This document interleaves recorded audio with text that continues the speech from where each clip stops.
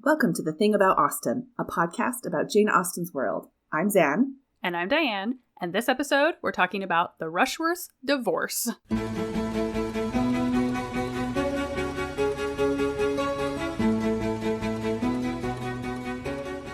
So this is the very end of Mansfield Park. Fully, we're in the last chapter here, so spoiler alert all the way around, where we learn that Rushworth obtained a divorce from Maria after she and Henry Crawford had an affair. It's real salacious stuff. And Jane Austen actually gives us a pretty detailed explanation of kind of some of the details that go on in the divorce proceedings after this. So I'm going to be reading a passage where it talks about kind of some of the technical aspects of the divorce. So here we go. Mr. Rushworth had no difficulty in procuring a divorce, and so ended a marriage contracted under such circumstances as to make any better end the effect of good luck not to be reckoned on. She had despised him and loved another, and he had been very much aware that it was so. He was released from the engagement to be mortified and unhappy till some other pretty girl could attract him into matrimony again, and he might set forward on a second, and it is to be hoped, more prosperous trial of the state. If duped, to be duped at least with good humor and good luck, while she must withdraw with infinitely stronger feelings to a retirement and reproach which could allow no second spring of hope or character. So that's kind of the paragraph that we're starting off with today, and we're really looking forward to kind of diving into this, the technical aspects of this divorce that seems to be just kind of a offhanded comment. For today's episode, we are so excited to welcome our very first guest, Dr. Ellen Campbell, to the show to help us walk through this topic. Dr. Ellen Campbell is a lecturer in the English department at Auburn University. She completed her doctoral work on marriage law and the novel, focusing particularly on trauma in marriage. She has explored Austen and other women authors of the 19th and 20th century in her continued work. She also has a forthcoming chapter in the edited collection, Me Too and Modernism, from Clemson University Press. Hi, happy to be here. So glad to have you, and so glad to have a chance to talk to you about this really kind of fascinating legal tangle that's kind of referenced here in Mansfield Park. To kind of set up the conversation today, let's just start like at the very beginning. So what does divorce look like in Regency England? Because I think that sometimes we have, the way that we view it today is kind of like, we don't get along anymore. Let's get out of this. It happens. It's pretty easy to to dissolve the marriage. That's not at all what's happening in Regency England, right? No, divorce is extremely rare. Like, it's so rare that only 276 total divorces, right, it happened between 1765 and 1857. And I mean, marriage was really kind of an irrevocable vow or bond. And so I think that's a word that gets used a lot by writers at the time, this sort of, that it is completely irrevocable. And so I think that's a good way to think about it. You know, we think sort of about marriage, it is serious, but as something that if it doesn't work out, life can go on in other ways. But that's not really what's happening, particularly for women. There were legal separations that were allowed, again, generally based on something that the wife did. Some reasons that might happen is adultery, right? If a wife commits adultery, which is, of course, the case that we have in Mansfield Park. But generally, if the husband committed adultery alone and nothing else, then that's no big deal, basically. Yeah, that's fine. The woman has no recourse, yeah. So in that figure you named, the 276 divorces, I'm assuming that the majority of those are men bringing a suit against a wife for a charge like adultery? And that's the only thing that they have to accuse their wives of, whereas, for a woman to get a divorce from her husband, it's a whole lot more complex, right? Yeah, and it really is something that until 1801, really, like, that's not even completely a possibility. Yeah, so talk to us about, like, what are the process, like, what's the process to getting a divorce in Regency England? What's the process? So, Zan, you just sort of mentioned, like, accusing the wife. Really what's happening is the husband is accusing the man that is committing adultery with his wife. And this kind of boils down, right, to this idea that, like, the woman in a marriage contract sort of gets erased legally and culturally based on coverture, right? She sort of loses her identity. She's subsumed into the husband. Can you define coverture just really briefly? Yeah, so coverture is basically just the doctrine that once a wife marries a husband, they are one person under law, and that person is the husband. So that's what you mean by erasure, is like literally she's not a legal entity anymore, right? Right. And not that she necessarily was, it's complicated before that either, but she's in some ways less of one. your recent episode on spinsters, I think, dovetails really well thinking about that Yeah. because, you guys talked about that last week. But so the process is sort of complicated. There is first the criminal trial, right? The suit against the wife's lover. And that does include sort of a hefty fine just to pay for that suit. So we're talking the people that can even get to the first step are going to have some money to be able to get there. The wife couldn't attend that. So she's sort of like that much of a non-entity that she's, again, like not even really legally, she doesn't really have a legal place really even in the, or the beginning of the trial. And that's the CrimCon trial, right? So that's the trial that takes place first. The other thing I should back up for a second is at this point, divorce is ecclesiastical. It's not civil. So it's not public, but rather ecclesiastical. The second step is once it's proven that the wife and the lover did commit adultery, then he can ask for a legal separation from their bishop. And just real quick clarification, by ecclesiastical, you mean that it's through the church, right? Not through Church of England. Like you said, it's not a civil. Yes. The civil divorce court doesn't open until the mid-19th century. So once you get that far, that's like sort of one step is you can get the legal separation and you can kind of stop there. Or if you do eventually get there, then you can ask Parliament to pass a private act of divorce for you only that would reverse the marriage settlement and allow for you to remarry. So if Rushworth, for example, had only gotten a legal separation, then he could never have remarried. He could never have continued his line, at least legitimately. And so that does kind of create some problems for the gentry and their sort of goals. And this personal act of Parliament that you're talking about, I mean, like that has to get signed off like literally by the king. Like, so you're actually purchasing like the king's time and attention, not just like the courts. You're getting, that's why it's so expensive, right? And I think like with that too comes sort of another class issue, because not only is it expensive, but you have to be sort of worth those high politicians' time, right? To like, they're not going to do this for somebody that doesn't really have a high social standing. You have to both be rich and you have to be in the cool kid crowd. Well, that's why it's kind of interesting, right? Because it's a Mr. Rushworth. He's not a titled gentleman. So like his money is really doing a lot of talking right now. I feel like everyone loves to joke on the internet about Darcy and his 10,000 pounds, and I get it. But Rushworth over here is sitting at 12,000 a year. So just imagine Mrs. Bennet's eyes just dollar signs. Yes. It's true. And of course, Darcy's not titled either. And so I think that is interesting to think about how much money Rushworth really does have. And, we'll get to this later, but what Maria is actually risking with her dalliance with Crawford.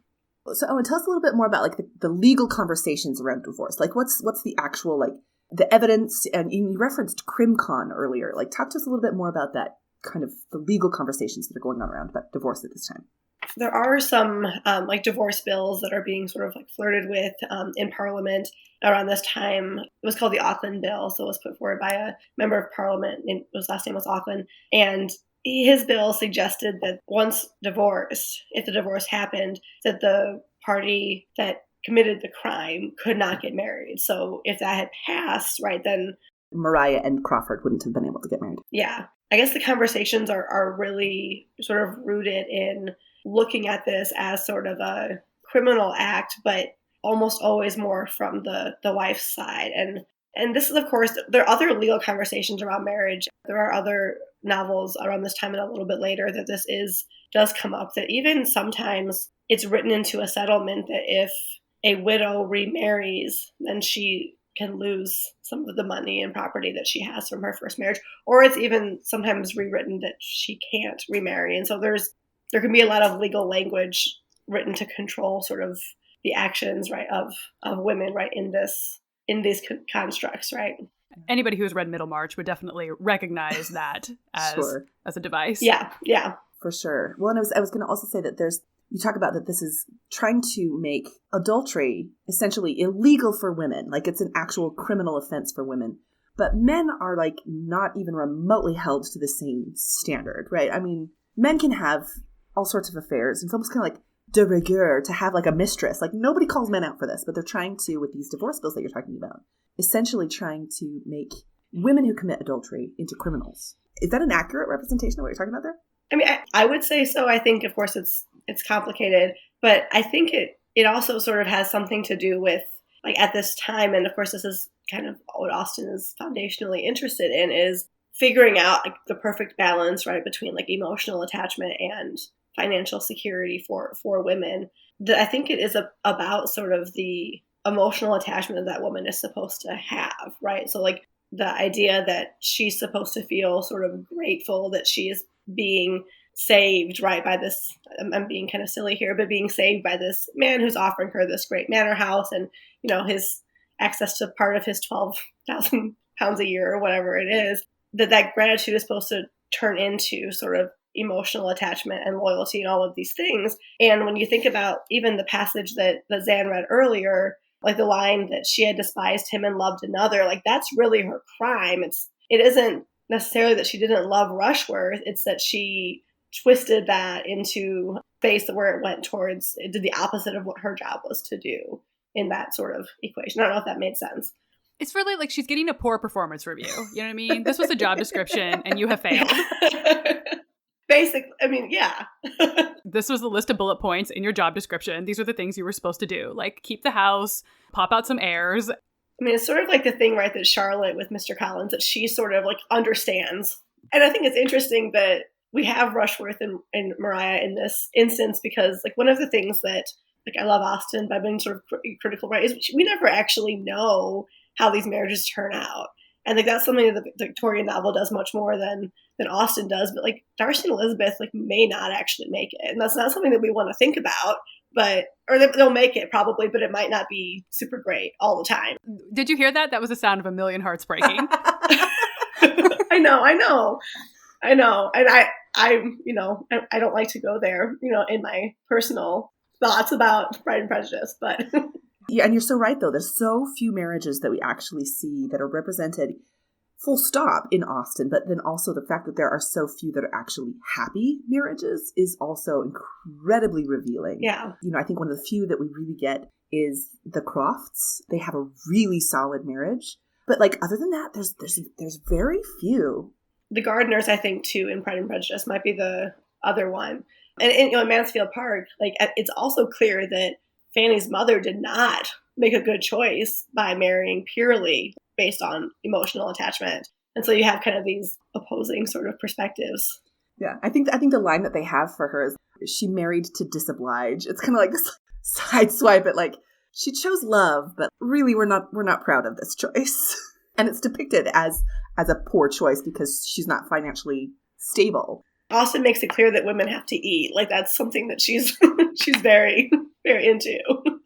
So now let's really dive back into Mansfield Park a little bit more specifically. So Austen specifically says that there was no difficulty for Rushworth to get this divorce. What does that even mean? What does it mean that this was an easy thing for him to get? We've already talked about the fact that he's fabulously wealthy, so the money wasn't an issue. But why was this like a slam dunk, easy divorce for Rushworth? Well, I mean, partially because he, of course, has the means, which we've talked about, but also because I think that there's pretty clear evidence. Like the servants, right, notice that something's going on when they're in the house in London. And so having that clear evidence against Henry Crawford, so they have the criminal conversation trial, which has to sort of prove that these illicit acts took place. It doesn't seem that there's much up for speculation there. So I think that's part of it. Let's actually read a portion of the text where Austen kind of gives us some of the details about how this kind of went down. So she has this section where she's kind of filling in the gaps. This is actually after Fanny has actually been brought to Mansfield and Edmund is kind of filling her in. And so she's getting the story kind of put together. Mrs. Rushworth had gone for the Easter holidays to Twickenham with a family whom she had just grown intimate with. A family of lively, agreeable manners and probably of morals and discretion to suit, for to their house Mr. Crawford had constant access at all times. Very soon after the Rushworths' return to Wimpole Street, Sir Thomas had received a letter from an old and most particular friend in London, who, hearing and witnessing a good deal to alarm him in that quarter, wrote to recommend Sir Thomas's coming to London himself and to use his influence with his daughter to put an end to the intimacies, which was already exposing her to unpleasant remarks and evidently making Mr. Rushworth uneasy. And it goes on, but it's basically like everybody is kind of aware of what's going on. Like there's plenty of witnesses, and then it just gets worse and worse. And Mrs. Rushworth is, the dowager, Mrs. Rushworth, is actually not a fan of Mariah's, and her maid is who's spreading the news. Like, there's a lot of evidence stacked against Mariah.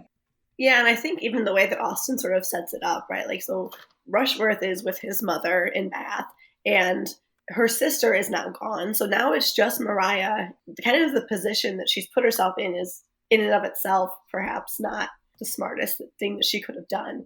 That, I think, on top of the way that's plotted, on top of the fact that somebody that's good enough friends with Sir Thomas to say, like, hey, like, you need to get your daughter in check here, knows that it's happening. That means that it isn't just rumors among maids, right, or servants. Not that that should be taken lightly, but it's people that, and I hate to put it this way, people that matter, that are noticing like what's happening. And so I think that Austen really does map it out, perhaps even more overtly than we often think, or that I initially even often think about this. Well, the fact that it ends up in the scandal sheets is just... Well, yes. It's like, done deal at that point. Because that's how Fanny first hears about it, is it's in the news, and she's like, oh, crap.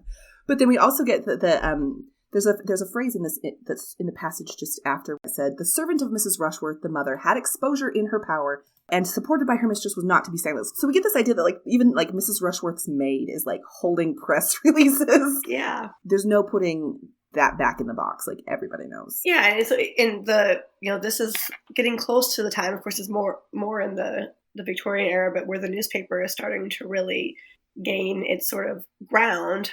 Even thinking about something like Bridgerton, right, which is really popular now, which is, of course, not a newspaper, but it is a scandal sheet. And thinking about the way that news in that show is sort of a good connection, I guess, for this. But it's true. I mean, like we did an episode on pamphlets where we talk about the idea that like the circulation of material and sex scandals are like ideal pamphlet material. And we get, with these scandal sheets, it's exactly what's going on. And so again, it's once there's that much evidence stacked against Mariah, it is kind of a slam dunk case for Rushworth, right? Yeah, and it's so public. I mean, the fact that not even that the people that are in the higher circles that are trying to hush it up, but now that it is, of course, in the press, I think that even serves as a form of evidence, whether or not that would be true or not. I mean, I think we know in this case that it is true. So at this trial, would Rushworth have to be present, and would Henry Crawford also have to be present? Yes. So they would both have to be there. So it really, and Mariah couldn't attend. So it really is a trial. The first step, the CrimCon trial, criminal conversation trial, is against Henry. Is really not against Mariah, even though it sort of de facto is. But she can't commit a crime on her own because she doesn't really have that autonomy. Right. She's just property. Yeah. Like, basically, Rushworth's property has been stolen from him, essentially. Yeah. Also, can we just say that criminal conversation as, like, a euphemism for two people having an affair is really, like, the greatest thing ever? It really is.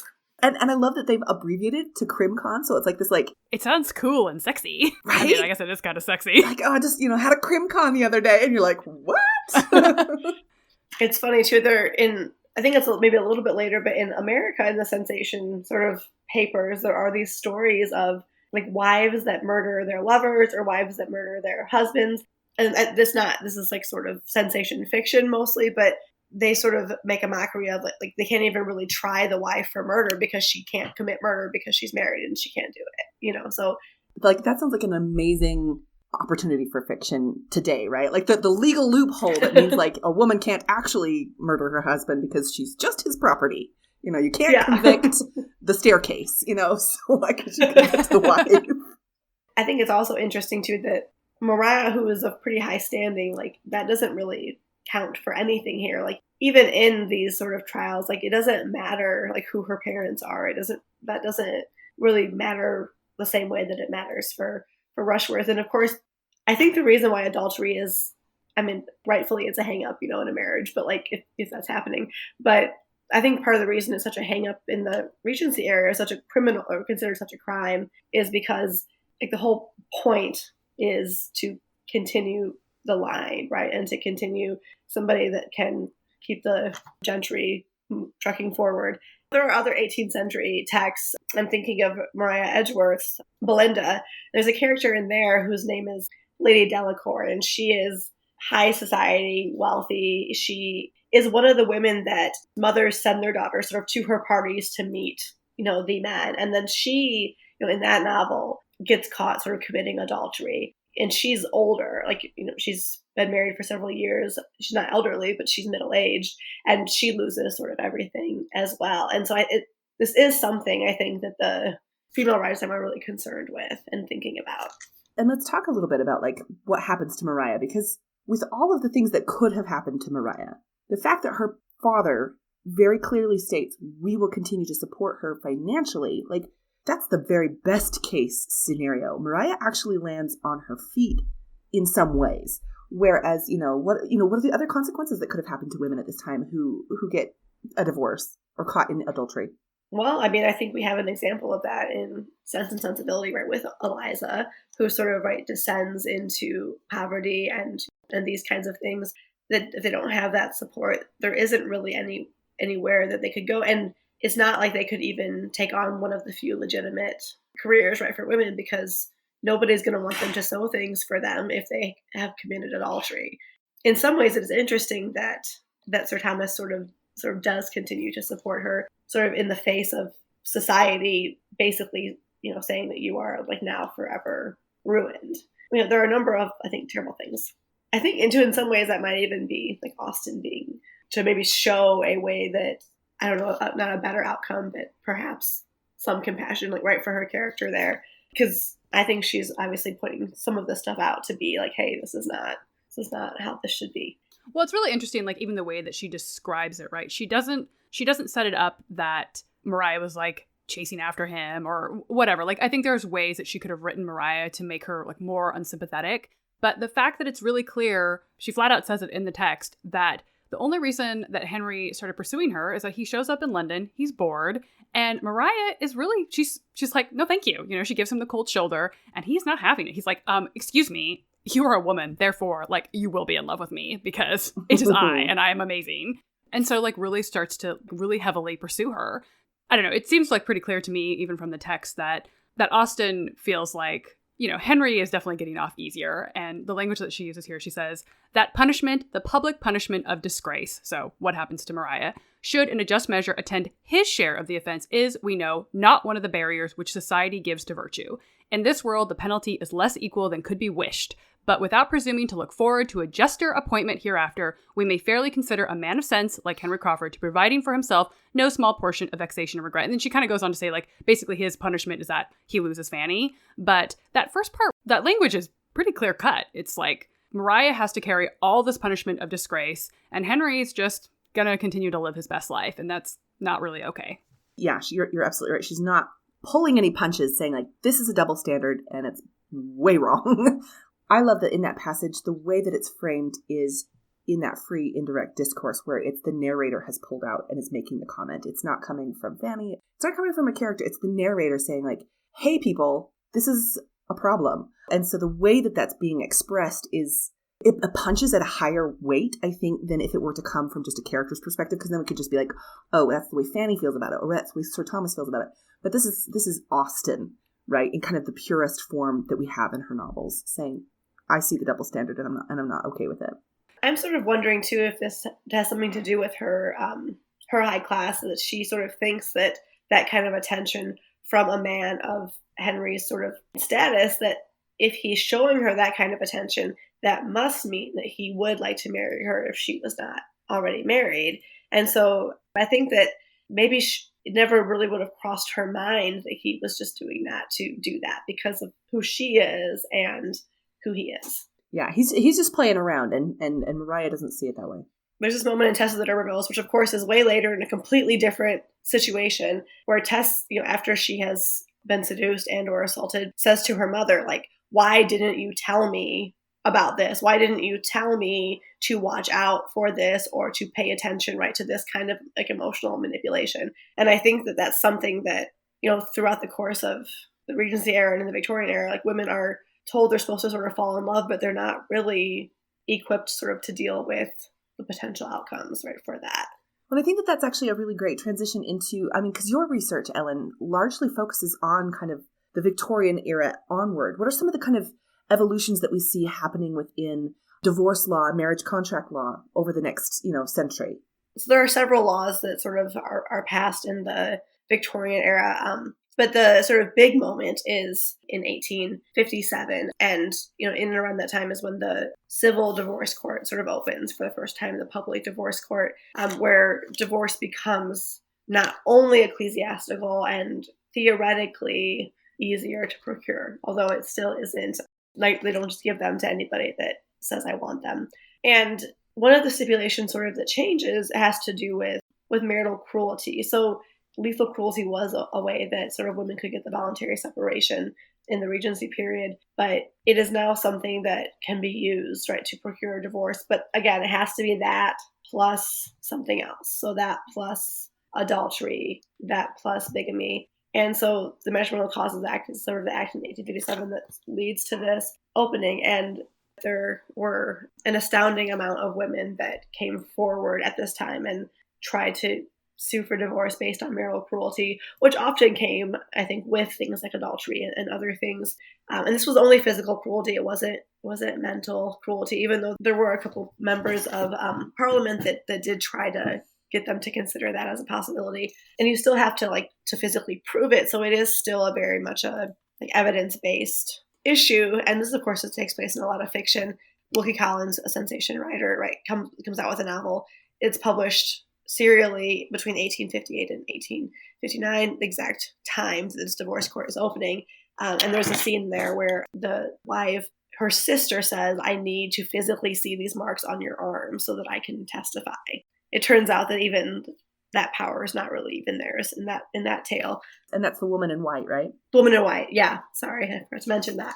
But the amount of women that came forward was astounding, and really what a lot of not prime ministers, there's only one prime minister, what a lot of members of Parliament started to say were things like, well, women are using marital cruelty and this new open door for divorce. They're using it as an excuse to get out of a marriage they don't want to be in, which is, of course, calls into attention or the believability sort of women. If you think even back to Mansfield Park and the Twickenham trials, the lover has to prove that it's not happening.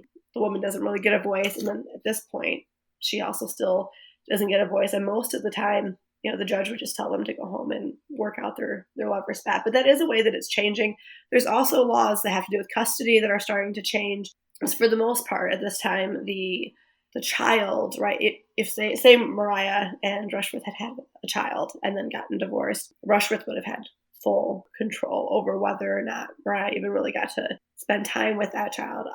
So there is an act that sort of works to change that, forward that too. There's another novel in the Trollope novel. So, it's 1 million pages and 1 million chapters. Called He Knew He Was Right, that deals with that too, and that's about a husband who sort of convinces himself that his new wife is having an affair with her godfather, which is not remotely at all happening. And he literally drives himself into insanity. And part of that is starting to keep the son away from Emily. And their marriage is much like Darcy and Elizabeth. It starts off with this ideal, love-based sort of match. And then it quickly disintegrates into this, insanity. I love Trollope, but I know that he's a little bit of he's an acquired taste. Yes.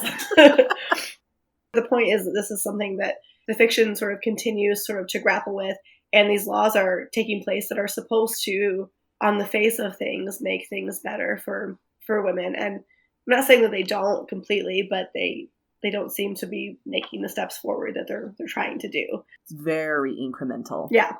Let's kind of bring you back to the Austen adaptations and other works that we see this in. So I think that when we look at the 1999 adaptation, as you kind of mentioned already, Ellen, we see a little bit of a different framing of the divorce and the proceedings there, because we actually do on screen have Maria and Crawford caught in the act, and Fanny and Edmund both are witnesses of this. And I think that probably the adaptation does that to make it, it could have been more subtle, obviously, but I think the way that they're doing that is they're making it so very tangible that they've been caught in the act. Many people know about it because Rushworth brings in someone from the press the next day. And so that's why it kind of explodes. And so the idea here being that in the adaptation, they're trying to really make it as tangible as possible. That yes, there is a sex scandal, and yes, it gets out into the news right away. And that's why this whole situation explodes the way it does. I think that that's one of the only ways that you could adapt that in a way that is transmissible, right, to an audience in the late 1990s who I think would probably understand that committing adultery is, emotionally at least bad for a marriage, but the interest of the press and the interest of sort of that bigger picture, which again is something that I guess the Victorians sort of take on even more, is something that I think that has to be adapted that way. Like you had mentioned earlier, we also have that mention in Sense and Sensibility with Eliza, where Colonel Brandon is, telling this really sad story to Eleanor about what happened with his first love and how she had been divorced because she had committed adultery. Like the quote is, "But can we wonder that with such a husband to provoke inconstancy," talking about his brother here, it's fine. He's just like, by the way, my brother was the worst. "And without a friend to advise or restrain her, for my father lived only a few months after their marriage and I was with my regiment in the East Indies, she should fall." So again, I think kind of like we were talking about earlier, that Austen really does not come down that hard on Maria, and she really kind of comes down hard on the fact that Crawford gets off so easily. And here we have, the hero, like a character we're obviously supposed to like and sympathize with. He is also very sympathetic to the quote-unquote fallen woman and really calling out his brother, which I think is really interesting. We have in these two novels, these two examples where, and also it's pretty clear she also doesn't like Willoughby. Yes. So Austen is just not about this treatment for the ladies. Which I think is again kind of a really wonderful thing for her to put in these novels in a way that, like, again, some people don't think that there's a lot of sex scandals or whatever in Austen, but we've got them, and that Austen is not using them just as like, ooh, a plot point. They are used to kind of ground her opinions on, like, can we please examine these double standards that are happening here? So the fact that she uses it twice, again, I don't think is incidental. I think it also points to this, the critique, right, that Austen's not writing about anything sort of political or real or anything. Like, this is very much in the political and like social and cultural discourse, and the fact that she's as openly, perhaps even radically, like openly critiquing it is something I think that it's worth sort of noting. Well, thank you so much for coming on and talking to us about criminal conversation. Just what a delightful phrase. Thank you so much for having me. Can you tell our listeners where they can find you, where they can find your work, all that good stuff? Well, you can find me on Twitter sometimes, and it's my handle is just at Ellen Campbell. You can find my work most recently forthcoming in, as was already mentioned, the Me Too and Modernism, where I'll be talking about Virginia Woolf's first novel and marriage trauma. So that's my most recent stuff, and there'll hopefully be some stuff at Wilkie Collins coming out before too long. Ooh, exciting. Looking forward to it. Thank you again to Dr. Ellen Campbell for coming on today and helping us out with this discussion on the Rushworths divorce. You can find us on Instagram at The Thing About Austen and on Twitter at Austen_things, and find us on our website, thethingaboutausten.com, and you can email us at thethingaboutausten@gmail.com. And I know we say this every week, but we really do appreciate all the support. Always love hearing that you are sharing, telling a friend, carrying a sharing, all that good stuff. And we're actually going to be taking a 1-week end of summer, start of the new school year break. So we'll be back to you on September 9th. And stay tuned for that episode where we'll be talking about Box Hill. Thanks for listening. Bye. Bye.